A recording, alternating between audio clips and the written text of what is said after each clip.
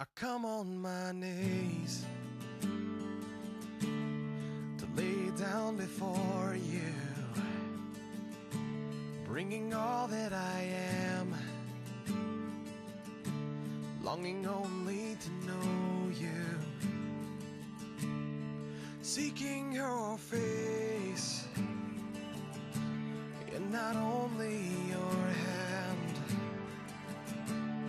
I find you embracing me just as I am,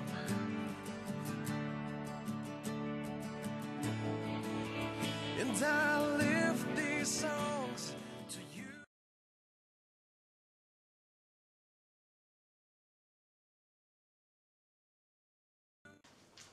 Le titre du message: si tu crois, tu verras la gloire de Dieu. Amen. Amen. Alléluia. Si tu crois, tu verras la gloire de Dieu.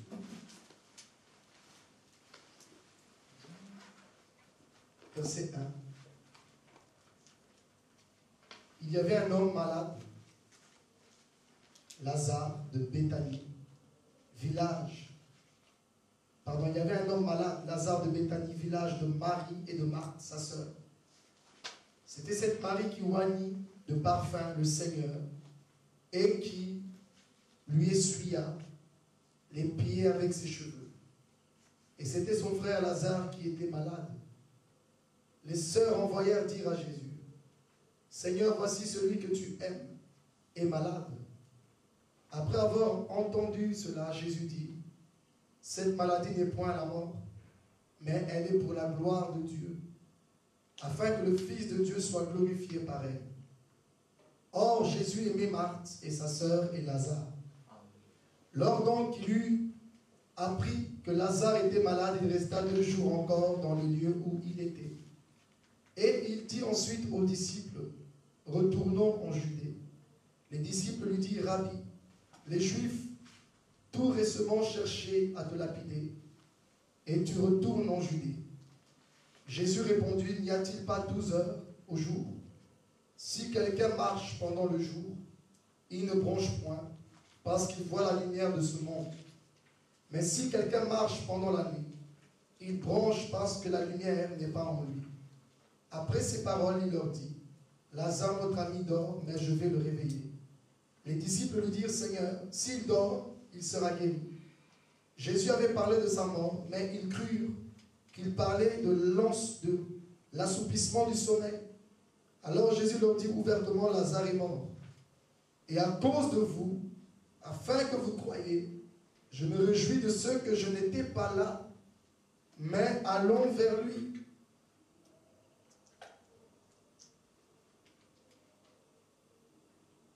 Verset 16. Sur quoi Thomas, appelé Didyme, dit aux autres disciples: allons aussi afin de mourir avec lui. Jésus étant arrivé, trouva que Lazare était déjà depuis 4 jours dans le sépulcre. Et comme Béthanie était près de Jérusalem, à 15 stades environ, beaucoup de Juifs étaient venus vers Marthe et Marie pour les consoler de la mort de leur frère.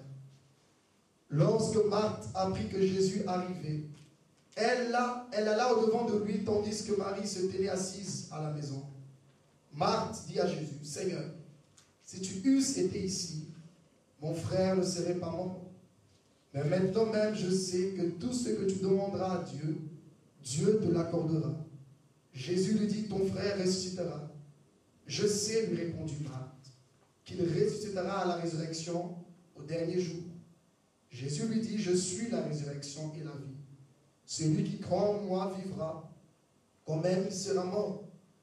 Et quiconque vit et croit en moi ne mourra jamais. Crois-tu cela?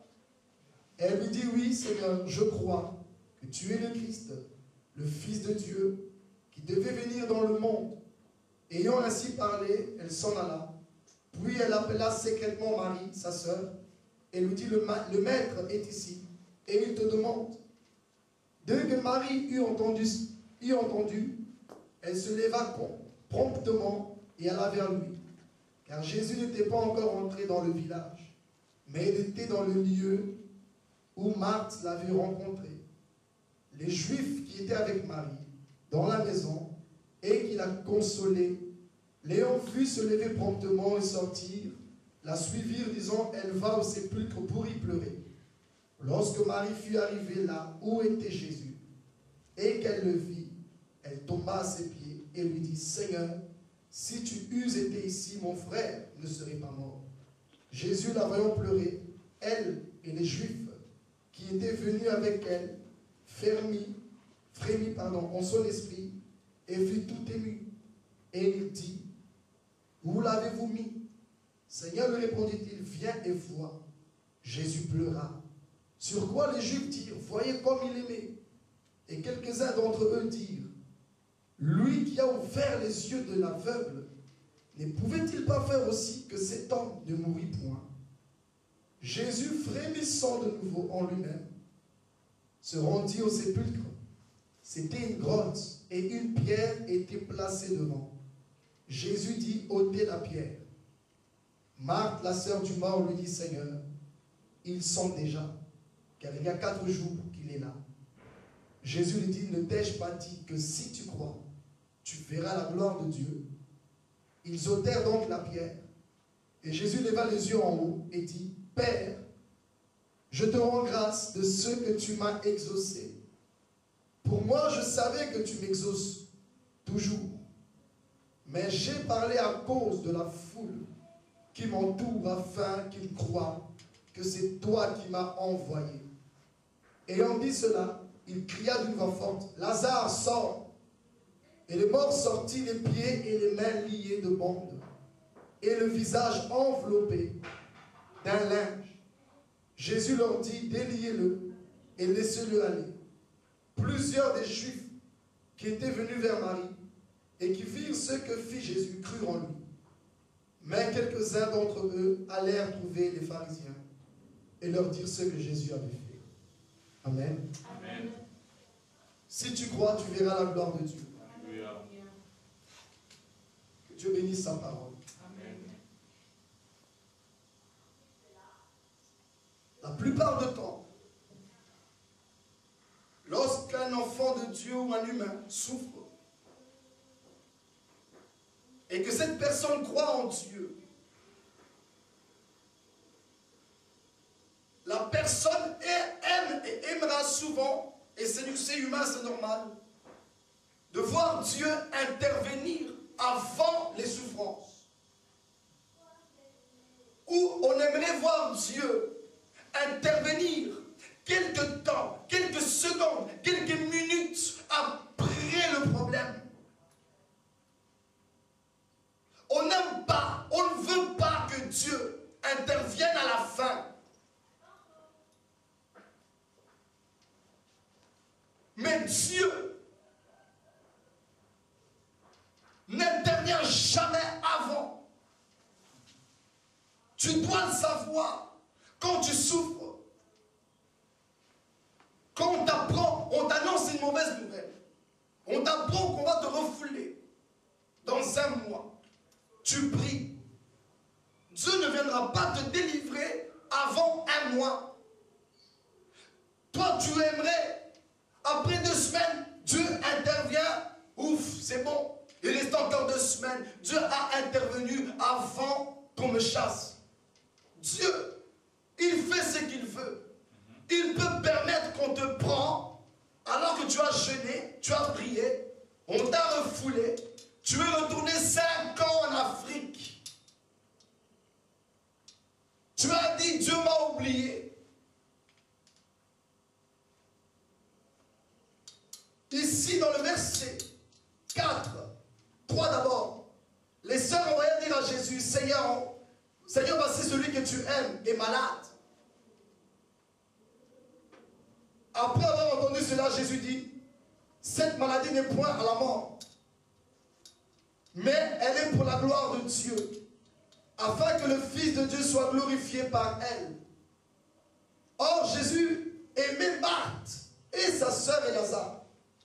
Lors donc il lui a appris que Lazare était malade, il resta 2 jours encore dans le lieu où il était. Il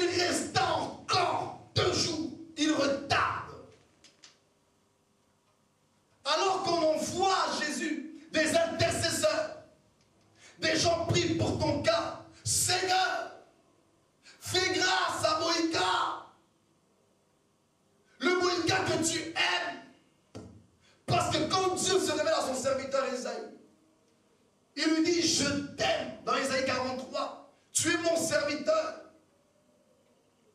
Nous sommes aimés de Dieu. Amen. Dieu a tant aimé le monde qu'il a donné son Fils.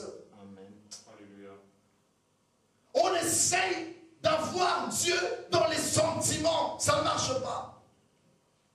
Seigneur, celui que tu aimes, Lazare est malade. Dieu ne vient pas. Ça arrive que Dieu retarde ta bénédiction. Tu pries, tu es malade, tu as un problème. Tu veux que Dieu te guérisse avant la mort. Mais il ne vient pas. Il retarde. Il veut que tu meurs. Dieu veut devoir souffrir. Ce que Dieu veut, ce n'est pas te voir malade. Dieu veut ta mort.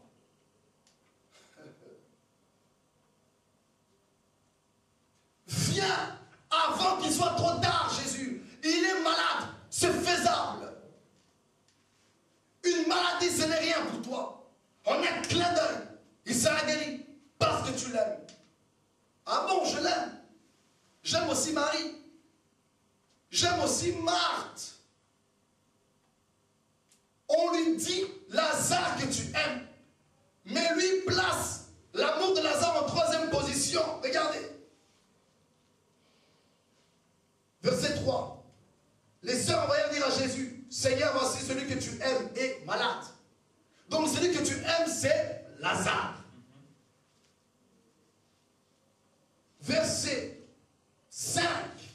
Or, Jésus aimait Marthe et sa sœur et Lazare. Ça veut dire, on prend l'amour de Lazare, on le place devant Jésus. Il s'en manque. On dit, oh, ça veut dire, celui que Jésus aimait en premier, c'était Marthe, Marie et Lazare. Ça veut dire, je viendrai te voir en dernier, Lazare. Celui que Jésus a mis en premier en Béthanie, c'est Marthe. Ils ont parlé. Si tu crois, tu verras la gloire. Ensuite, Marthe va dire à Marie, le Seigneur t'appelle. C'est seulement après que Jésus va s'occuper du cas de Lazare. Amen, amen, amen. Dans ce message, nous parlerons de la gloire. Nous allons essayer d'expliquer au juste c'est quoi cette phrase. Si tu crois, tu verras la gloire de Dieu.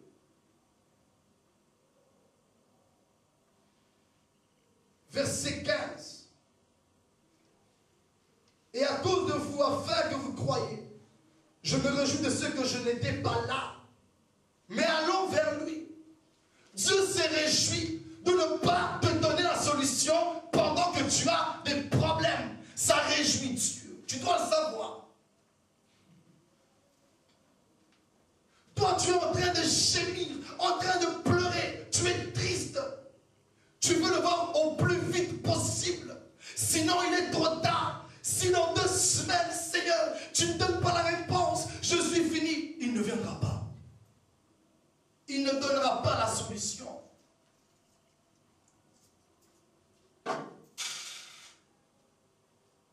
Il s'est réjoui de ne pas être venu à temps. Il s'est réjoui de ne pas être venu quand tu avais besoin de lui. Alléluia. C'est la loi de Dieu, les amis. Tu dois connaître toutes les facettes de Dieu. Tu ne peux pas te limiter à un Dieu. Tu l'invoques, il vient l'immédiat. Tu dois savoir qu'en Dieu, il y a des dimensions. Tu dois savoir, en Dieu, il y a la grandeur. Il y a le progrès. Il y a la gloire. Un enfant, dans le ventre de sa mère, fœtus, il est informe. Il est petit. Il prend de plus en plus forme. Et à un moment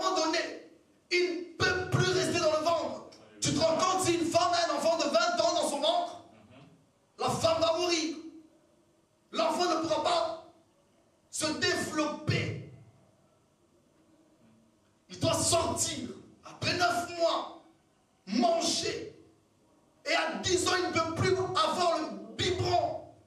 Donc tu dois savoir en Dieu, il y a des dimensions.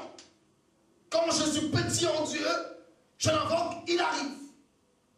Quand un bébé est enfant, quand il est bébé, et qu'il se dirige vers les prises, c'est ton boulot, ta responsabilité de le surveiller. Mais quand il a 25 ans, il a une barbe et qu'il se dirige vers l'électricité, tu le regardes en faire.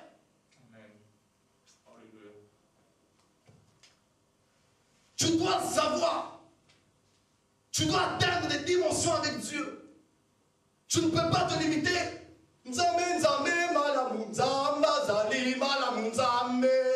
Dès que j'ai un problème, il est là. Non, faux. Tu dois savoir en Dieu, par moment, il ne viendra pas. Non pas parce qu'il n'est pas capable, non parce qu'il ne veut pas te sauver, mais parce qu'il a une idée, il a un plan. Il sait ce qu'il fait. Ils sont tous agités, mais pas Dieu. Lui, il se réjouit, il est heureux, il est content, youpi, il est dans la joie, mais pas les autres. Et il pleure. La foule croyait que Marie est sortie pour aller pleurer dans la tombe. Donc ils étaient tristes, mais pas Jésus. Quand bien même tu cherches la foule, tu rassembles les bien-aimés, vous pleurez. Seigneur, Seigneur, donne une bénédiction. Seigneur, quel est un enfant brise la stérilité? Il ne brisera rien. Tu dois le savoir. Dieu se réjouit de te voir stérile. Dieu se réjouit de te voir pauvre.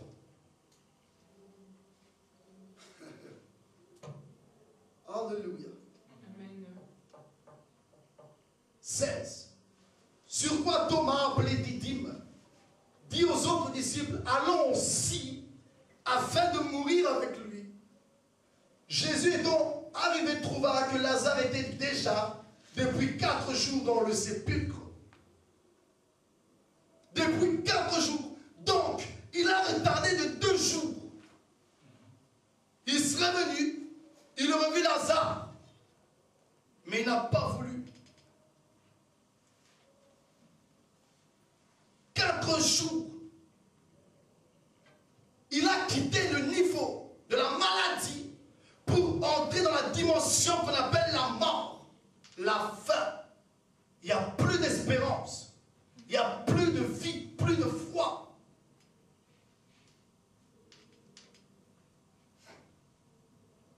Voilà ce que Dieu veut. Non seulement il était malade, Jésus rajoute 2 jours en plus pendant sa maladie. Et en plus de ça, il est mort 1 jour. Il est mort 2 jours. Il est mort 3 jours. Il est mort 4 jours. Comptez. Quand Jésus a repoussé de 2 jours, il était simplement malade. Mon Dieu. Amen. Amen. 4 plus 2. La maladie plus la souffrance. Ça veut dire, Lazare est foutu. Il est mort en se disant, j'aime Jésus. Il m'aime. C'était mon ami. Il mangeait chez moi. On était intimes. Il n'est pas venu. Qu'est-ce qu'il devait sentir, Lazare? Il voit un ami qui fait des miracles. Il voit un ami qui ressuscite les morts. Dans le verset 37, on dit, quelques-uns d'entre eux dirent, lui qui a ouvert les yeux de l'aveugle, ne pouvait-il pas faire aussi que cet homme ne mourut point?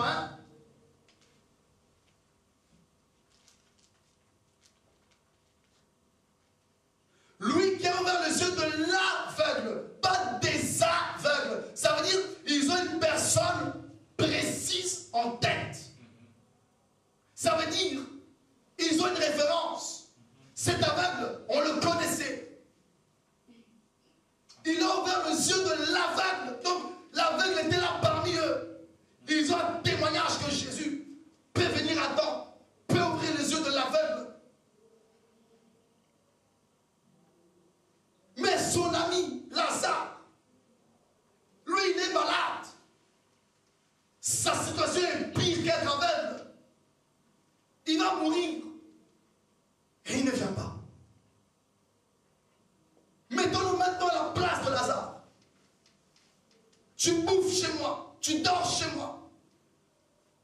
Mes sœurs te font à manger. Ma sœur te lave les pieds. Elle te baisse les pieds. Elle essuie tes pieds avec ses cheveux. C'est l'image de la gloire de la femme, les cheveux, a dit Paul. Elle a pris sa gloire, l'a déposée sous tes pieds. Elle t'a honoré. On sait accueillir Jésus. Tu vas chez Simon, le pharisien. Il ne t'a pas donné à boire. Il ne t'a pas donné à baiser. Il ne t'a pas donné pas à boire, de l'eau pour laver tes pieds et du parfum pour te oindre. C'est la coutume chez les Juifs. Tellement qu'ils marchent longtemps, il y a du sable. Leurs pieds sont sales. Avant d'entrer dans la maison, on lui donne de l'eau pour laver ses pieds. Ensuite, on essuie les pieds et on lui oint la tête. Et on le baise. Mais Simon ne l'a pas fait. Marie l'a fait. Elle a honoré Jésus. Amen. Amen. Et Lazare, au plus profond de lui, il a la foi, il est confiant. Je suis malade, mais j'ai un ami. Et les sœurs sont au courant, on connaît quelqu'un. C'est pour ça que dans le verset 3, les sœurs envoyèrent dire à Jésus, on a quelqu'un de confiance. Nous, ton ami soit ça. Je sais, Dieu est là. Il agira. On a vu ses œuvres. On a vu sa gloire. Il a vécu dans notre maison. Il a mangé ici. Il ne nous laissera pas tomber. Il nous aime, on l'aime. Allez le chercher. Allez lui dire, celui qui l'aime est malade. Et il le fera vite, il viendra. Parce qu'il m'aime. Il ne tardera pas. Il a tardé. Quelle amitié. Il a mangé des côtes. Il a bu du boumevindi. Son ami est malade. Il n'est pas venu. Quelle amitié. Dieu est comme ça.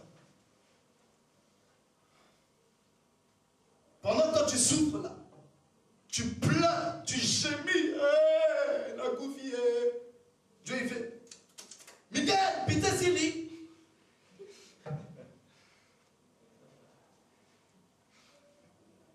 Toi t'es en train de souffrir, arrive plus, Seigneur.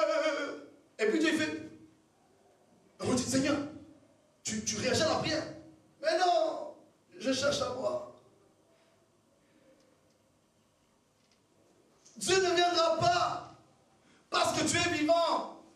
Tu cries, tu parles. Dieu veut que tu te taises. Voilà la mort. La mort, ça sert à te taire. Tais-toi. Parle plus. Comme ça, au moins, tu ne vas pas blasphémer. Comme ça, au moins, tu n'auras plus de doutes. Alors meurs. Comme ça, tu n'auras plus de soucis. Alors meurs. Comme ça, moi, je peux venir à l'aise. Dieu n'aime pas avoir des...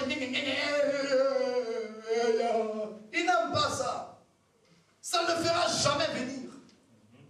Ils pleuraient, ils étaient tristes. Ils essaient de faire venir Jésus, mais il ne vient pas, il n'aime pas ça. D'ailleurs, quand il vient, la Bible dit son esprit frémissait. Il n'aime pas ça. Il veut des gens incrédules, il n'aime pas ça.